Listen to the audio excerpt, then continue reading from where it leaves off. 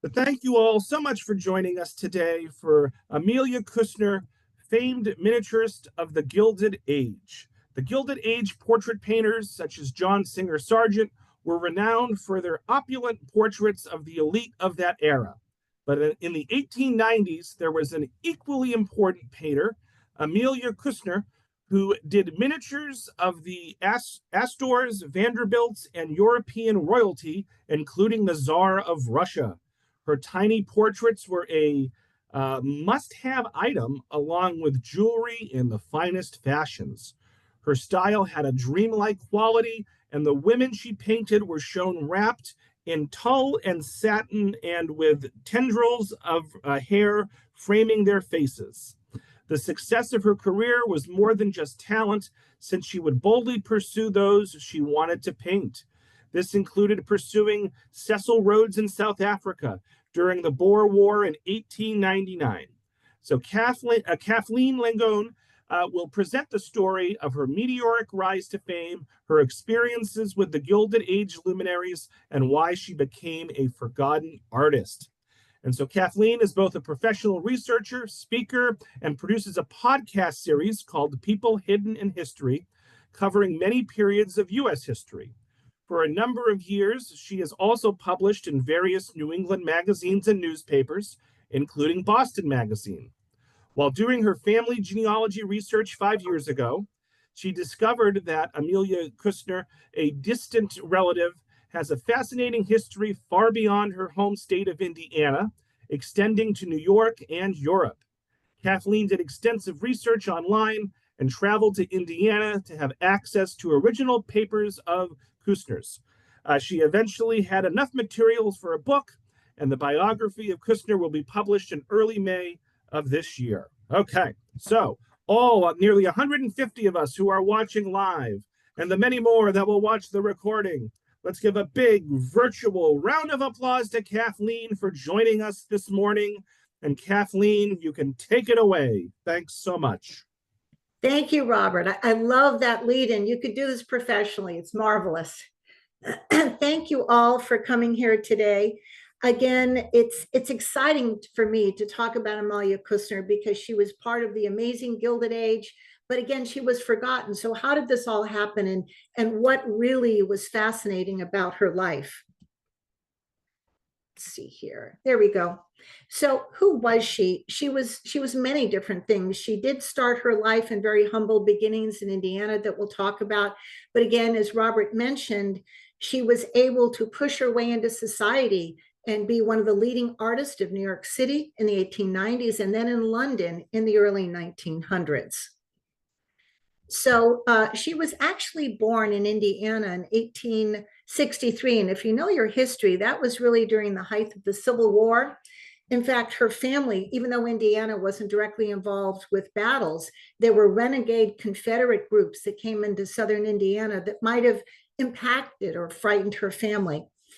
But also, I want to add that I'm distantly related. Her mother was a Weinhardt. I am descended from the German Weinhardt side. And that's, again, how this all came about, was that I grew up seeing her miniatures as a little girl. And the only story I had heard about her growing up was that she had painted the Prince of Wales, soon to be Edward VII, with the death of Queen Victoria, and that he was sort of sweet on her. Of course, if you know your history, Edward VII was sweet on a lot of women, but he did actually give her jewelry. And I saw a necklace that he had given her when I was little. So, but this was all that I knew. And again, as Robert mentioned in the introduction, I started to do some research. It was back in 2020. I was on furlough from my job, had a lot of time, and I just found a phenomenal wealth of information. And I learned really how incredible Amalia Kussner was. So she was born into a middle-class family. The town that she mostly grew up in was Terre Haute. Terre Haute, Indiana, is just on the Indiana-Illinois border. We'll see a picture of it here in a second. Her father rather, was very musical. He owned a musical instrument shop, but he also was a composer of music. And the family ended up in a building in Terre Haute that was an old bank building. So the business was on the first floor, but the second floor was apartments, if you will. So they lived up there. So as a little girl, Amalia would have been in a very musically rich environment. She would have heard the pianos and other instruments with their sound coming up from the first floor where her father's store was. She did show artistic talent at a very young age. There are records of her sketching because they were on a second floor. She could look out her window and see some of the landscape of Terre Haute, even over to the river that the town bordered in. And her parents appreciated her talent and sent her to St. Mary of the Woods Academy that was nearby, that was a Catholic girls' school. And a lot of people have asked me, well, she had this artistic talent. How did she get into miniatures? There are a couple of stories, but one story is that as a young child, her father gave her a miniature, might have been a miniature painted of one of the relatives, and she was fascinated by the tiny style and the delicate use of brush and everything. So as she got older, she got into doing miniatures, and that became her primary art style. She got so good at doing miniatures, and these were on ivory ovals, that she started a business in Terre Haute in the 1880s. She would have been in her 20s at this point. And her customers started to include the more wealthy people in Terre Haute. And also she got commissions from Chicago. And we'll tell you in a second why Chicago came into the picture. Something I learned more of actually since the book was finalized is that Terre Haute, Indiana was sort of a hotbed of suffragists, which is sort of interesting. We don't think of Indiana as being where suffragists would have been, at this time. And I learned that there were two visits from Susan B. Anthony, one in the 1870s and one, I think exactly 1880. And Amalia would have known about these visits. She had a very progressive family. In fact, her family sometimes had over for dinner Eugene V. Debs. And if you know your history, he was a major labor leader in the late 1800s. And it was Eugene V. Debs that brought in Susan B. Anthony. So I'm not sure if Amalia went to these presentations given by Susan B. Anthony, but she would have been aware of the suffragist movement. So here is, I think it's a pen and ink of Terre Haute in 1880. This came from the Library of Congress. And you can see that the town borders on the Wabash River.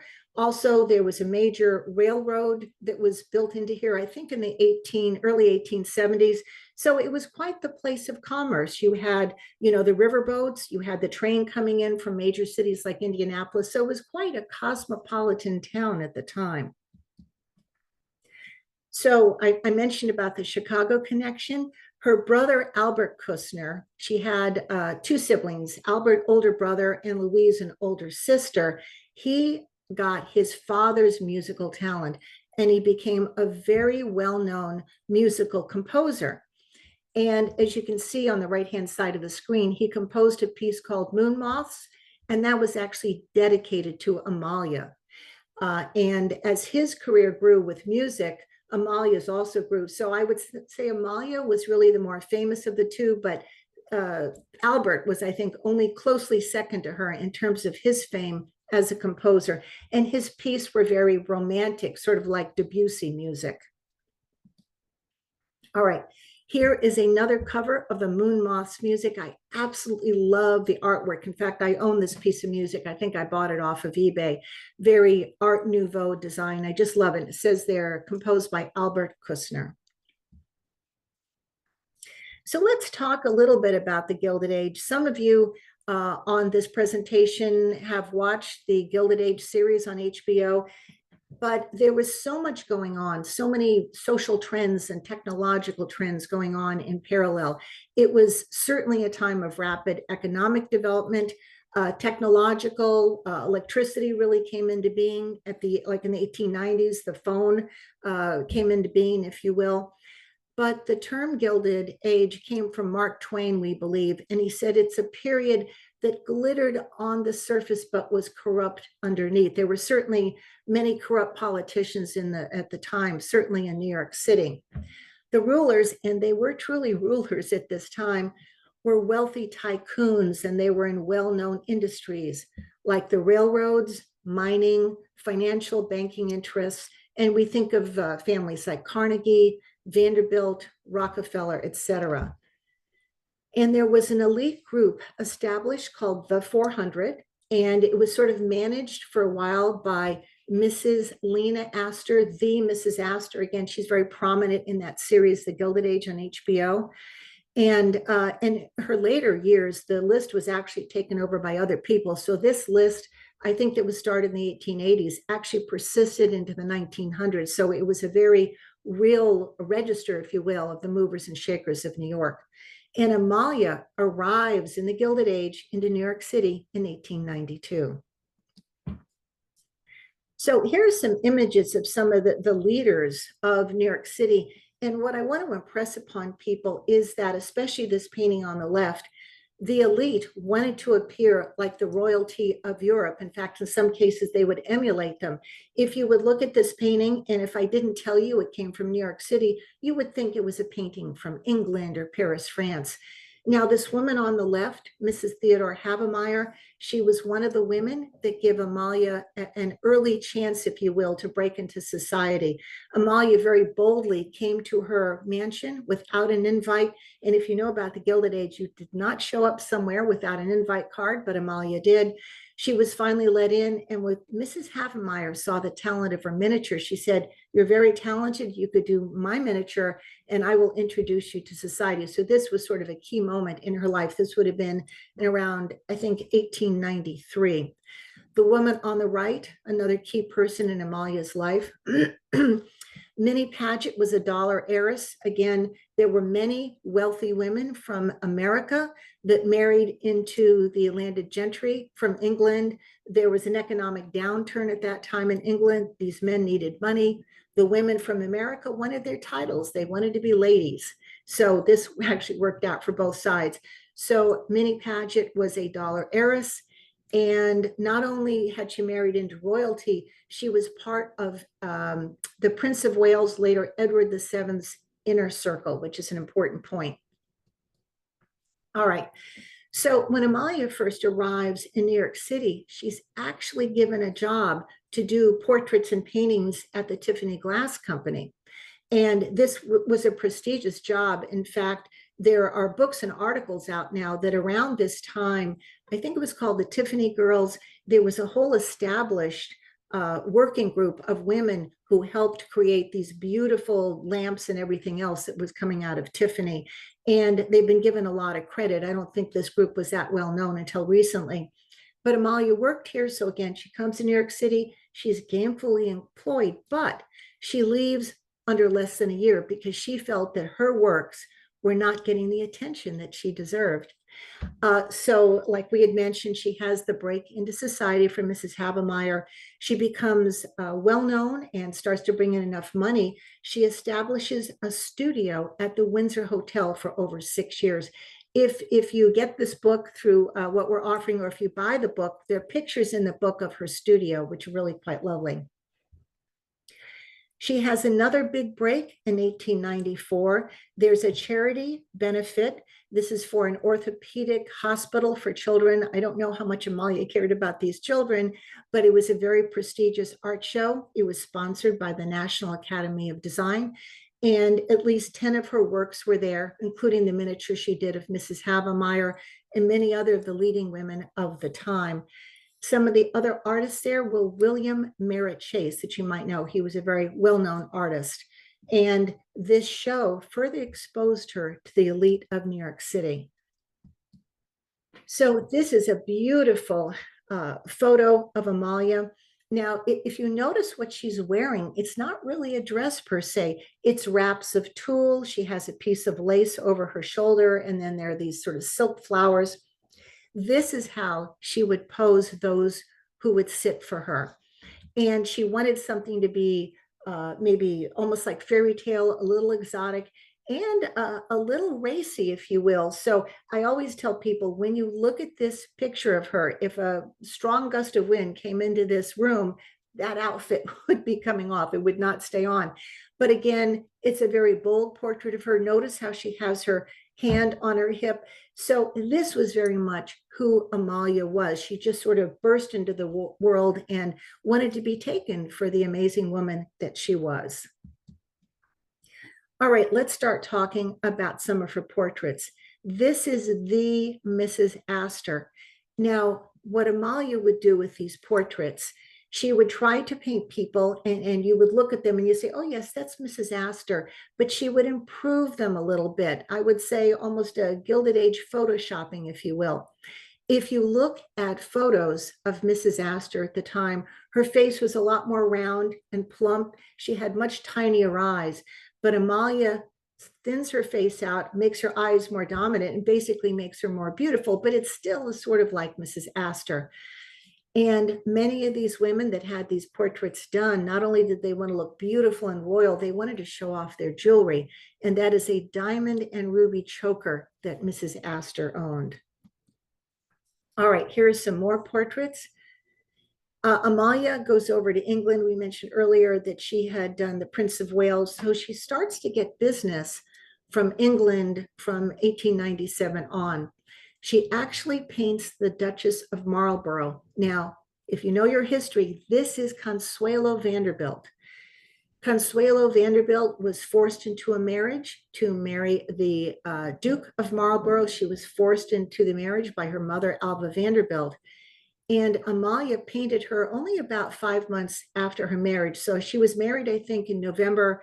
She goes over to England, and this would have been done in March of 1897, I believe. And it's a very good likeness.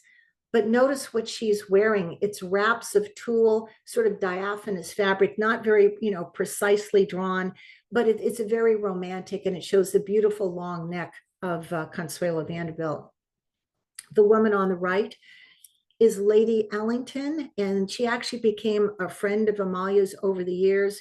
And it's not as suggestive as some of the portraits, but it's very beautiful, and it's probably a very good likeness of Lady Ellington. Here is some more pictures of people that she painted. I'm going to go left to right. Mrs. Laura Lard Spencer was one of the prime women. I think she was on the 400 list. Mrs. Van Rensselaer Kruger was definitely on the 400 list. One of the requirements or ideal qualities to be on the 400 list, if your family came from the original Dutch settlers. I'm trying to remember, I think the name in the HBO series, the fictional name was Van Ryn. Well, here you have Van Rensselaer. So she or her husband she married was of Dutch ancestry. And on the right was the painting of Mrs. Havemeyer, again, that gave Amalia her big break. So almost all the miniatures were painted on ivory, no more than 5 to 6 inches tall ovals. She painted in semi-darkness. One of the reasons she did this, she felt if people were like in the shadow a little bit, it would accent their faces. She could see their cheeks better and their eyes. So people would sit in semi-darkness. Amalia, however, had to be by a window to have some natural light come in so she could actually do her work. She might be sitting there often with a magnifying glass with very, very fine brushes. And these brushes sometimes would have no more than 3 to 6 hairs for their bristles. And again, the people of the Gilded Age wanted to be portrayed like European royalty, powerful and beautiful. There aren't many museums that have Amalia's works. As we mentioned earlier, she's a bit of a forgotten artist. The one museum that has multiple works of hers is the Swope Art Museum. It's in Terre Haute, again, the town that she grew up in. There are 3 miniatures there, and they are of the Strong family of Erie, New York. The father of that family was a tycoon, a very typical Gilded Age tycoon.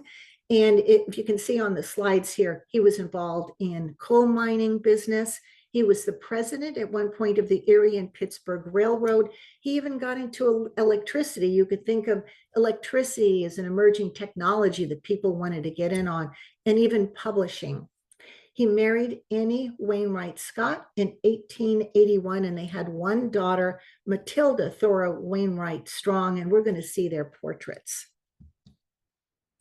But first, this was their mansion. And even though Erie was some distance away from New York City, Mrs. Strong was a major social mover, if you will, in this town. So her soirees and her balls would actually rival those held in New York City by the Astors and the Vanderbilts. This building now, I believe, is Gannon University.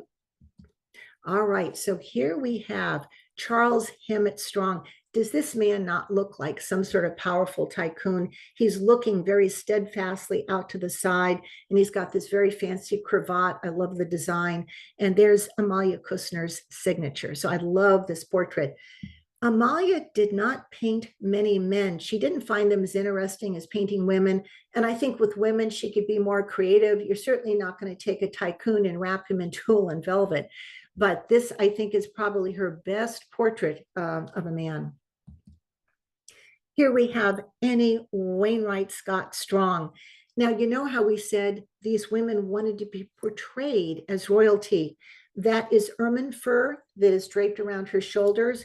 And ermine has white fur, and then their tails are black. And as you look at that trimming of fur, it would have been very common in portraits of English royalty. In fact, if you look at the coronation portrait of Elizabeth I, her whole top of her robe is framed by ermine. So again, this is a very British royal thing, and obviously chosen to make this woman look like royalty.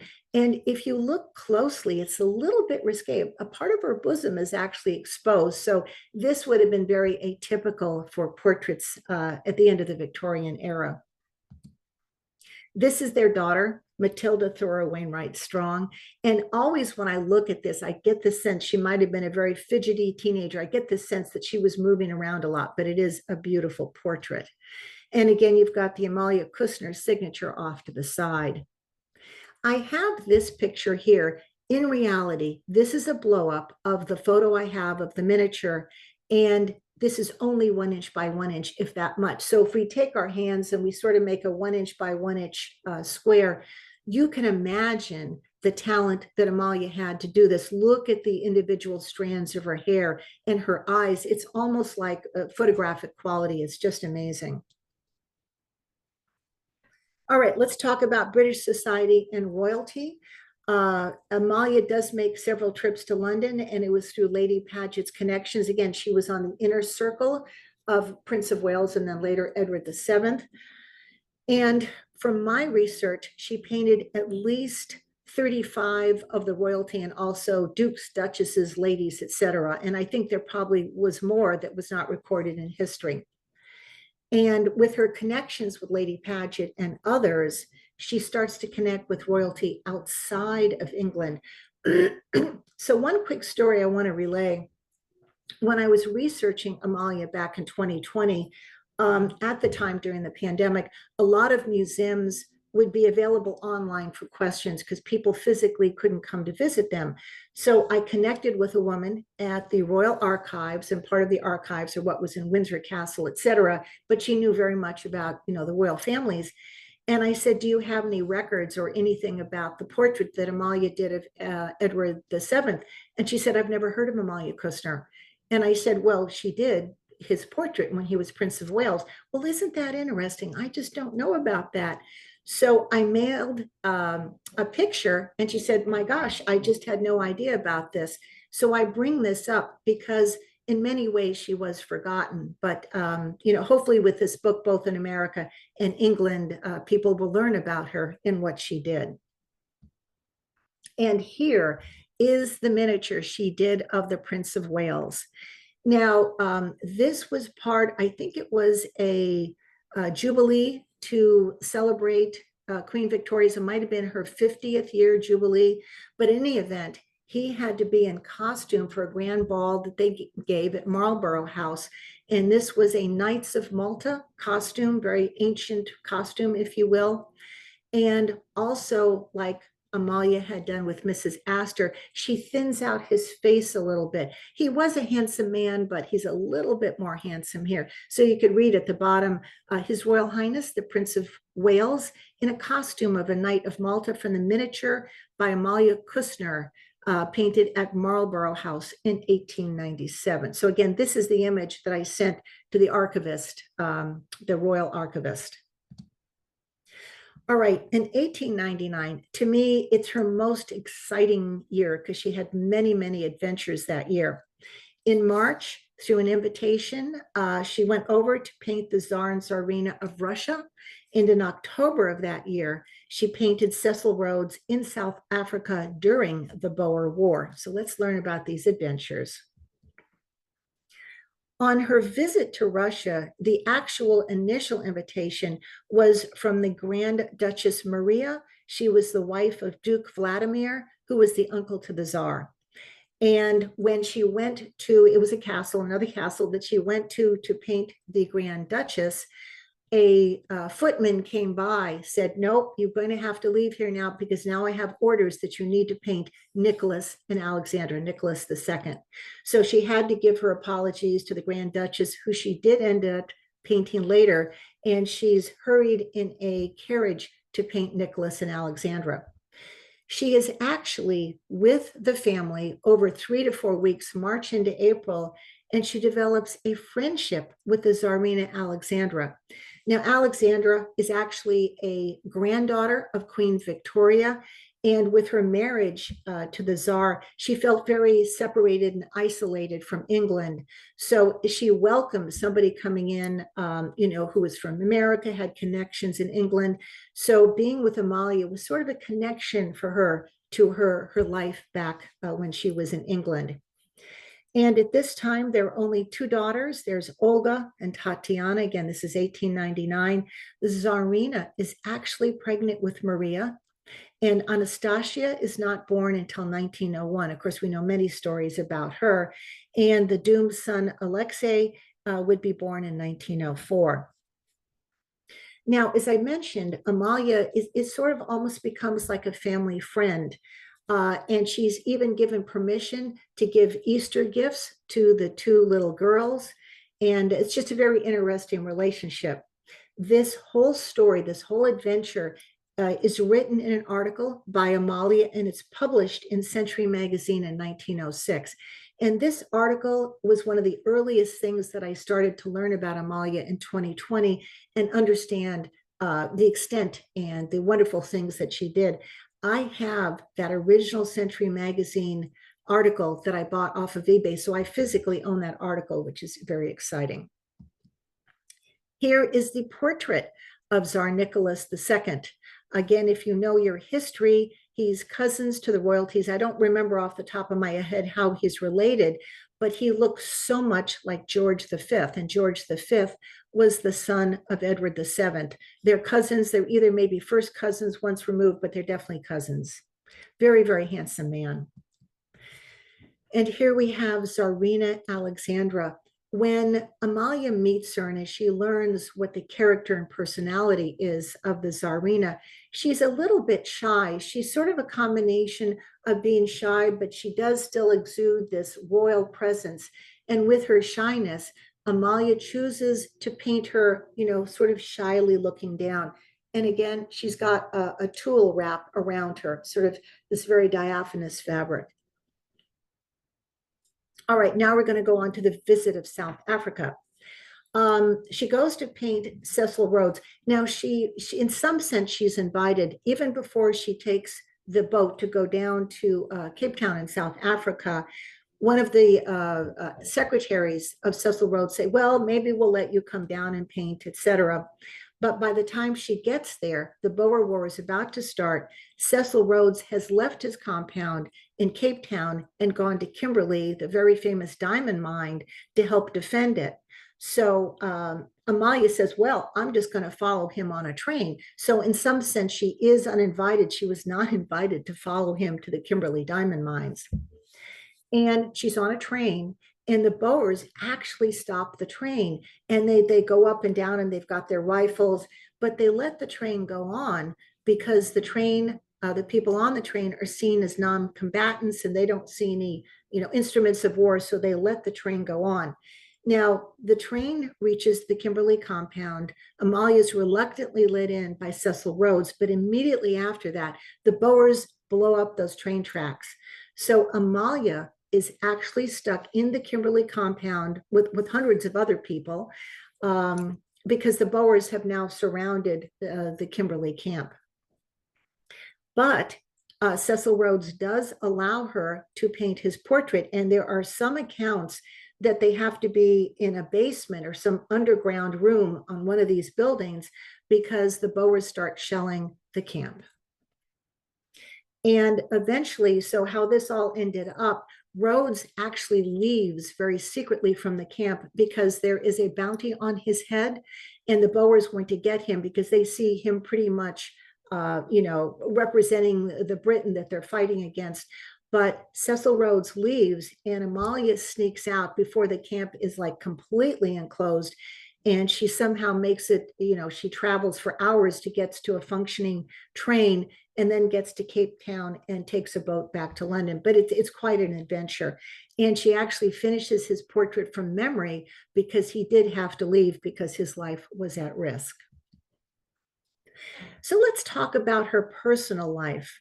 While she's on a trip to Europe, specifically Paris, France, she meets a man by the name of Charles Dupont Coder Jr. She meets him in 1896. Now, we must tell you that at this point, Amalia has been lying about her age. At the point she arrives in New York in 1892, she's close to 30, and she tells people she's around 20. When she meets Charles Dupont Coder at this time, he's around 24. She's claiming to be 24, but she's like closer to 34 at this point. So she has this whole mystique of being a young ingenue. Charles Dupont Coder is an only son from a very wealthy family. They are of French heritage. I'm going to tell you that they were Catholics, and Catholics were not allowed in the 400 in addition to Jewish families. So they're very wealthy, they're very connected in society, but they will not be on an invite list to Mrs. Astor's balls. And the family was very well known. It was the Coder Brothers law firm. They were a very prestigious law firm, and they existed, I think, until 2000, and they were involved in many famous international law cases. Now, Charles Dupont Coder, very proud of his country, actually joins the Navy and is involved in the Spanish-American War in 1898. So he becomes an officer in that war. But he comes from this well-to-do family, and I think strings are pulled. Even though he does go to the Philippines, he's never in direct battle exposure. And I think he runs a commissary. But again, he did serve for 2 years, and it probably would have been challenging conditions. He returns in late fall of 1899. And remember, in the late fall of 1899, Amalia is probably still in Africa. And she returns to America, and they supposedly have this very romantic reunion at one of these docks when her ship comes in from England. I think it's in February of 1900. There's a lot of doubt in my mind that they had a romantic relationship. I think that he adored her. They eventually get married, but we'll talk about that shortly. So, while she supposedly has a relationship with Charles Dupont Coder, did she have any other love interests? One thing that I found very intriguing was the inventor, Nikola Tesla, tells of his interest in her. So in a biography of Tesla from 1898, he was interested in 3 women, and one of them was Amalia Kussner. And it's documented that she was fascinated by his inventions and wanted a tour of his laboratory. So it's not surprising that she might have connected with Nikola Tesla, because Tesla had a connection with the Astors. John Jacob Astor IV was a funder, if you will, or supporter of Tesla's research and inventions. A lot of money came from John Jacob Astor IV. So again, Amalia has started to become part of the Astor circle simply because she painted Mrs. Astor. So these connections are not surprising. I'm going to ask a question and you can answer in the chat. What was famous about John Jacob Astor IV? How did he die? I'll give you a minute to answer. And we'll see. I don't know if the attendees can see the chat. But I will tell you that he did die on the sinking of the Titanic. He was on the Titanic with his second wife, Mrs. Astor. She was actually 4 or 5 months pregnant. She survives, has the child, but John Jacob Astor gave up his spots on the lifeboats for other people. So I think he should be remembered in terms of the sacrifice that he made. All right, so Amalia does end up marrying Coder, but their marriage is very, very private and only their mothers attend. So this was always very odd to me. Amalia loved notoriety. She loved to be written up in newspapers or social events, those that she was invited to. So why was this marriage so private? This again makes me think that she married him in part to get access into higher levels of society. I think he really did care about her. So again, they married in July of 1900. They had supposedly been dating off and on for 4 years, but the reality is he was gone for 2 years in the Spanish-American War. She was only in America at this point, half of her time. So I don't think they saw each other that much, but they do get married. The ceremony is in the sacristy of St. Patrick's Cathedral. She did some sort of impromptu conversion to Catholicism, or she couldn't have married him. And the sacristy, of course, would have been a small chapel. They were not married in the main church of the beautiful St. Patrick's Cathedral. And that night, they have a very small dinner. I believe it was in the Savoy Hotel. Now, all of Charles Dupont Goder's sisters were given lavish weddings. He had 5 sisters that were married, some of them married at the height of the Gilded Age. They were very, very grand affairs. But again, his marriage to Amalia could not have been simpler, and probably not a true marriage of love. All right. So again, talking about the mystique that Amalia wanted to show to the world. Again, she lied about her age. And not only did she lie about her age, she lied about having art lessons. There's every indication that she had years of art lessons at St. Mary of the Woods Academy. I think she had some other art lessons when she was an adult, but she told people, my talent is totally from my inner self, if you will. There's no one who taught me to have this wonderful talent. And again, that sort of added to her mystique, that she just naturally was born with this incredible talent.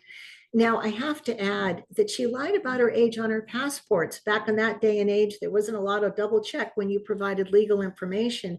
And I've seen her passports up at ancestry.com, and she does say that she is born in 1873, not 1863.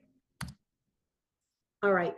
So one of the myths about Amalia that I found, because I read articles about her as I started to write my book, a lot of people said, well, you know, if she married in 1900, she had to stop her career because women could not have careers if they were married. Well, nothing could be further from the truth. She got married on July 4th. She's then on a ship to go over to Europe with her husband. At the time she leaves to go on her honeymoon, she already has portrait commissions lined up all over Europe. So her honeymoon, in part, is her spent doing portraits of the rich and elite of Europe. Now, her life was not all perfect, if you will. She had 2 lawsuits that occurred in the early 1900s, the most mysterious of which was a lawsuit against her directly, not she and her husband, but her directly in 1901. And again, just getting back to their marriage, they eventually move to England and take up permanent residency there, and they never had children, but we'll talk more about those lawsuits. She is sued, and the reason for the lawsuit is never revealed. One of the lawyers that was on her side was famously quoted as saying, "We hope the public will never know what this was." So to me, this had to be some sort of indiscretion. I'm not sure if she had an affair. There could have been a blackmail. I don't know what it could have been. But what's intriguing to me is that this lawsuit was issued in April of 1901. She does a very rushed marriage the year before in July of 1900. Did she decide to do a quick marriage because she knew this was coming? Is another intriguing fact.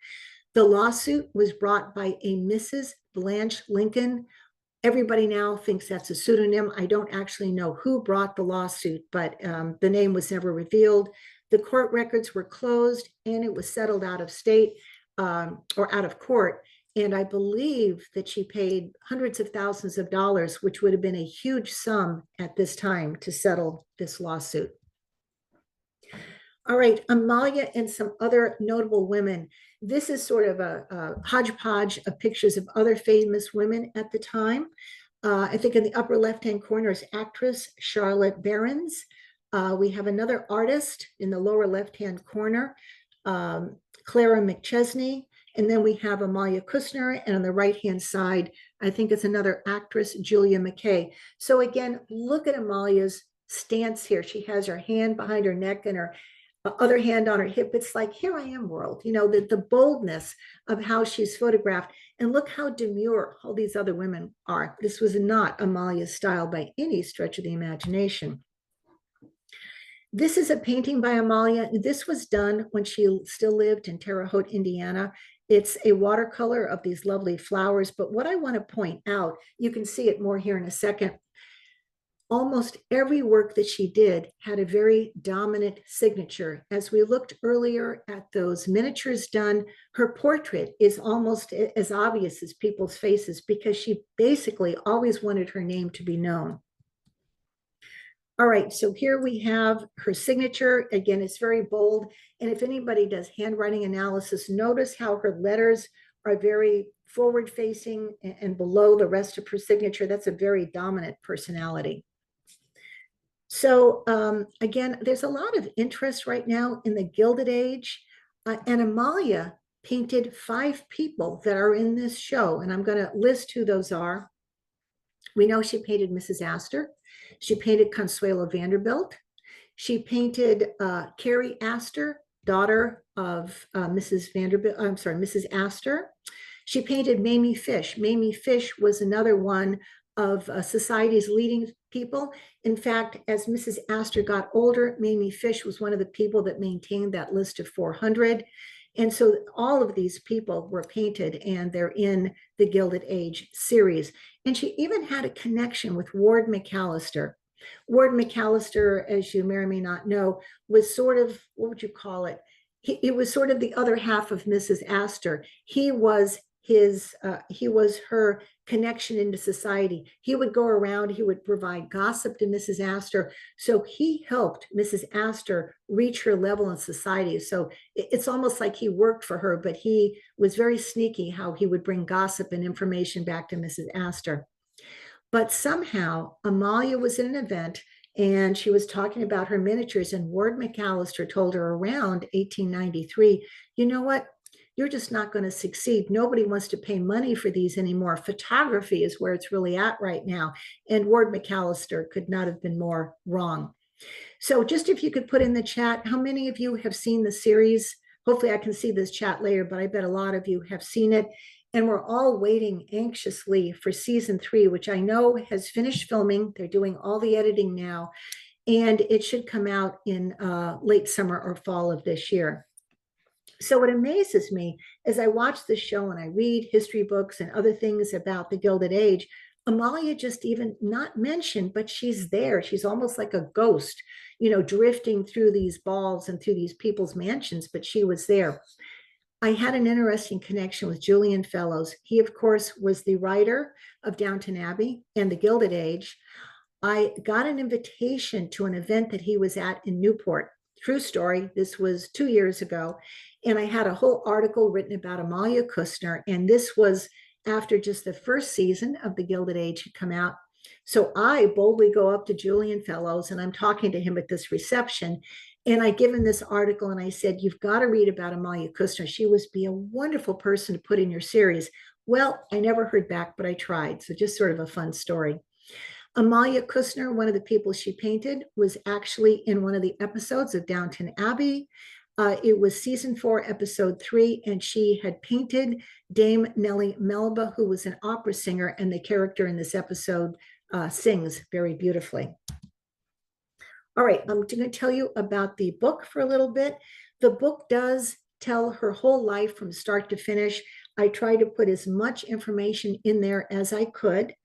It's being published by the Globe Pequot Press. Again, I was very fortunate. They reached out to me. They might have heard about her on my podcast series.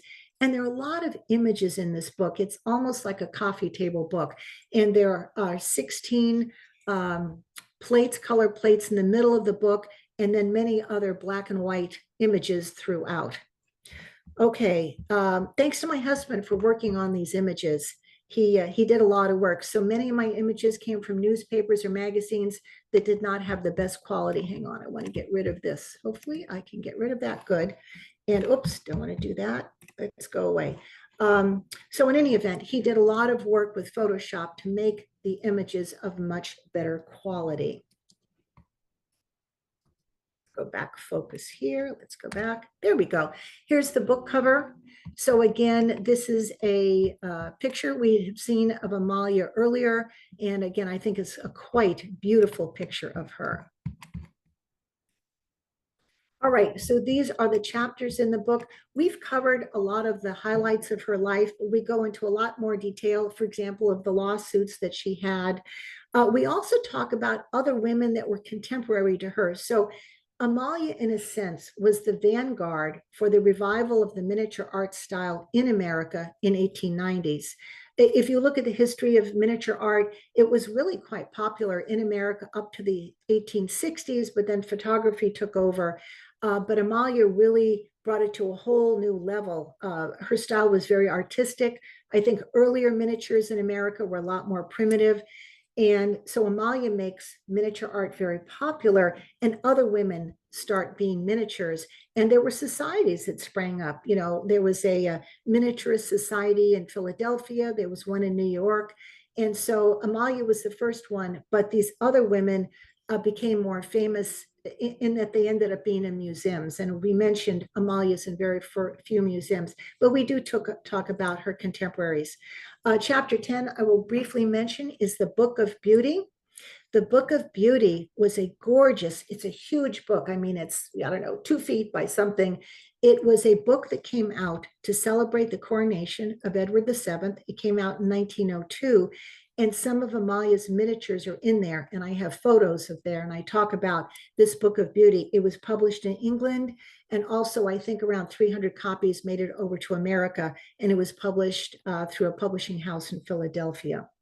Also in the book, if people are interested, it's a list of everybody that I could find that was painted by Amalia, and it's way over 100, but I think she easily painted 200 or more. But it's a list of everybody that I'd found at the time the book was published.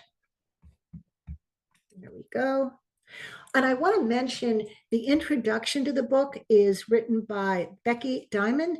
Becky Diamond is another Gilded Age history expert, but her area of expertise is cooking. And she has a whole book of Gilded Age recipes, but it also goes into great detail of these incredibly opulent balls. Like I think at one of the Alva Vanderbilt balls, they were serving fish. And around the fish platter, they had live fish swimming around, goldfish or something. So the opulence and the incredible extent people went to back then, it was amazing, and it's documented in this book. All right, so we're at Q. I'm not sure what time we're at, but we have time for Q&A, and I would love to answer your questions. We are right on time, 11:22. So thanks so much, Kathleen. Let's give Kathleen a big virtual round of applause, and we will take 10 minutes of audience questions. But Kathleen, should we do the thing now, or do you want to wait till the end of the Q&A? Why don't we do that now in case anybody has to drop off? Yeah, good idea. So let me just make sure. Okay. All right. So we're going to now announce the winner of the free book. And we kind of gave you a clue. You didn't know it, but we gave you a clue at the beginning. Kathleen, what is the lucky number, and why is it that number? The lucky number is 56, because my book is going to be published on May 6th. So 56, folks. And so the lucky winner is Karen Zimmers. Her guess was number 53. So she was close. Oh, that was the closest. That's wonderful. All right. So Karen, I will be in touch. Rosemary is asking, is your book available at bookstores and libraries? It will be come May 6th. All right. So May 6th is the big day. You all got a preview today. This was a pre-publication event. How about that? Yeah, All right. and Robert, can I just jump in? It is Sure. available for pre-sale now. I Yep. know places like Barnes and Noble, sometimes if you're a member, they'll give you a discount on pre-sales, but it's there now. And, if you want to get in early. All right. We have about 10 questions already in the Q&A. Alana asks, how much did she charge for a portrait and did it make her wealthy? Yes, and yes. When she first started out in Terre Haute, she was charging $40 a portrait. When she came to New York, if you were a woman artist, you could only charge 100 right out of the gate. She started to charge 300, and then when she became more popular, her portraits could be as much as $1,000, which was a phenomenal price in those days, and that would have been on par with John Singer Sargent. Donnie asks, how, when, and where did she die? She died in Montreux, Switzerland. She had some unknown ailments. This would have been in the spring of 1932. So she would have been, I think, in her 60s by then. And nobody quite knew what was wrong with her. And they brought her to this beautiful place that overlooked this Swiss lake. And it was like called a sanatorium where a lot of people would go if they had TB or lung issues. They thought she had a lung issue. It turned out that she had stomach cancer. They operated on her and then she died shortly after. And her husband was with her. A couple questions about the lawsuits. An anonymous attendee asks, what is your personal opinion of what the lawsuits were all about? I think it was an affair of some sort, but I don't know why they kept it so private. I don't know if there was something especially egregious about the affair. In fact, a number of people have said to me, you've got to research this. So I'm going to try to get into the, historical law accounts in New York and see if I can unseal these records. Beverly asks, did she ever write why she chose miniatures? She didn't. I think she only said, that she got interested as a young child. I mean, one of the things about miniatures, and this was good for women at this time, it was a very portable art, if you will. So she could carry, her brushes, maybe her magnifying glass, like in a bag, or have her maid carry it. So she could travel to people's homes. It was an inexpensive and very portable way to do art. So I think that was part of the reason. Carol is wondering if she knew Matilda Gage. Matilda Gage? Matilda, Matilgage. I don't know that name. If you could put in the chat or you can communicate with me later, I'd like to know who that was. Was There you that go. maybe another artist? Who knows? I don't know the context. Yeah. Robin asks, what is a dollar heiress? All right. So they were called dollar heiresses because they had a lot of money. So therefore, dollar. And again, there were many, many dollar heiresses that married the wealthy, if you will, or not so wealthy titled men in England. And there were actually women that were brokers, if you will. I'm not sure if they took a cut, but there were other women high in society that would say, well, if you want your daughter to marry somebody, I know this duke who's anxious. There were actually brokers that did this that have been written about. Giselle asks, did she paint on ivory?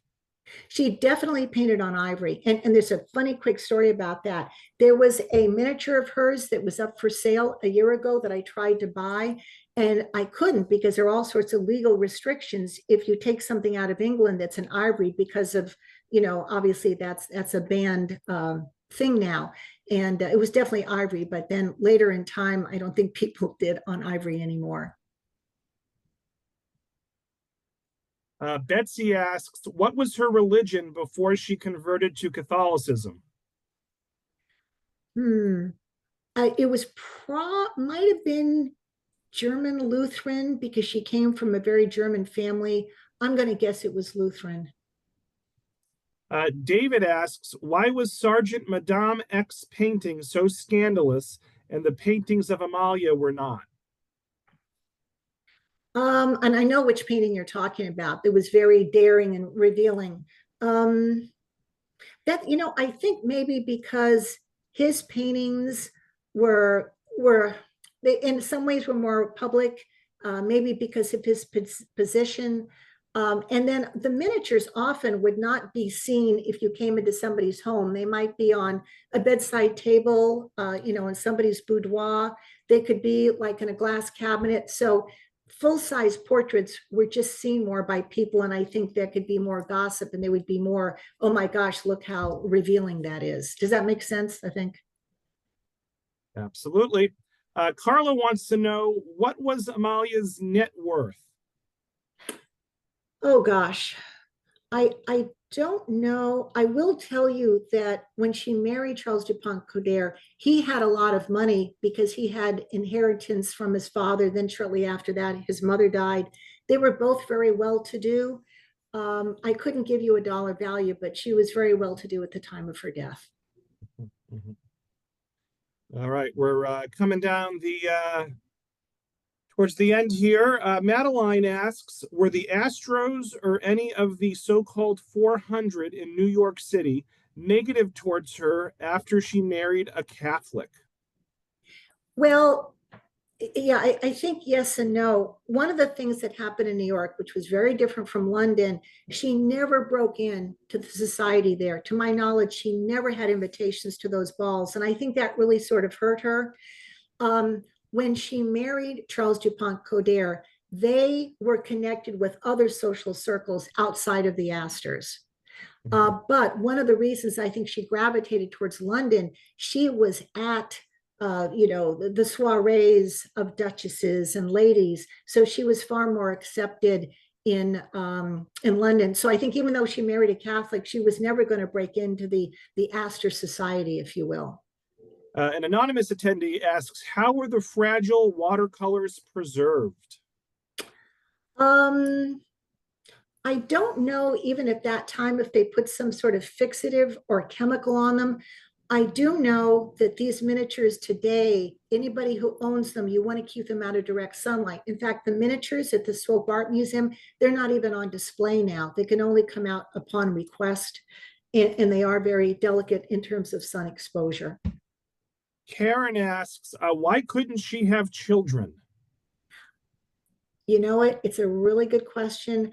I honestly don't think she wanted to be a mother. I think she saw motherhood would have cramped her style. She couldn't have done the career that she did. And then, very frankly, I don't know how intimate she was with her husband. There's some question about that. So I just don't think it's a lifestyle she had. I will tell you, another woman I write about in the book, Eula B. Dix, was a portrait artist who became popular about 8 years after Amalia. She got married and had children and did not have a very happy life because her husband wanted her to settle down. She had two children. I think trying to juggle her career at that time and children was not a happy situation for her. And the other thing to note is that when Amalia married Charles Dupont Coder, that was a lawyer at the time, he quit the family law business. He basically, just lived her life and promoted her. So he didn't work after they got married. Rosemary asks, did she paint anything other than miniatures? I did show the watercolor Yeah. in the book. We talk about she painted a family crest. When she stopped her miniatures, maybe around 1911, there are stories that she did pencil sketches that she might have highlighted with watercolors. Most of her life, it was miniatures, but both in her early artistic career and towards the end, she did do sketches of sorts. An anonymous attendee says, was her lawsuit with a lesbian lover? Is that the gossip, Kathleen? I wouldn't rule it out. Okay. I thought that's where you might have been intimating. Yeah. Matilda Gage was Maud Gage's mom. Maud married L. Frank Baum, the author of The Wonderful Wizard of Oz. Okay. Oh, okay. All Oh, right. That's the interesting. I wonder if she had Midwest connections. Maybe I'll have my email here in a minute. You could tell me, but thank you for telling me. I appreciate that. final question goes to Rosemary, who asks, which museums house her artwork? Okay, we've got the Swope Art Museum in Terre Haute, Indiana. The Cleveland Art Museum has one piece. Oh, here's a good thing. If you visit the Newport Mansions, her portrait of Alva Vanderbilt is at Marble House. So there's one there. There's one at the Victoria and Albert Museum in London. And there is one that is in one of the homes that's run by the New Orleans Historical Society. And that's all that I know about. I think that's all there is. All right. So, folks, let's give Kathleen a big virtual round of applause for a wonderful presentation. Kathleen, any last words for the audience? You know what? Just let me stand by here. I want to show the page where I have my email. And here we go. I wanted to show this before people went off. I love communicating with people. There's going to be a lot of social media coming out on Amalia. Some of the social media will have images and facts about her that are even after the book, you know, in addition to the book. So, and it's always fun for me to tell people about her. And again, feel free to connect with me in my social media. And thank you, Robert, for this wonderful opportunity. So, folks, let's give Kathleen a big virtual round of applause. For those watching live, look for an email from me later today with a link to this recording, as well as information about some other upcoming art history programs. I've got like 10 art history programs booked over the next 7 weeks, okay? And make sure to take the Zoom survey when you exit the Zoom. So thank you all so much, and I hope everyone enjoys the rest of their day. Thanks again, Kathleen. Thank you, Robert. Thanks, everybody.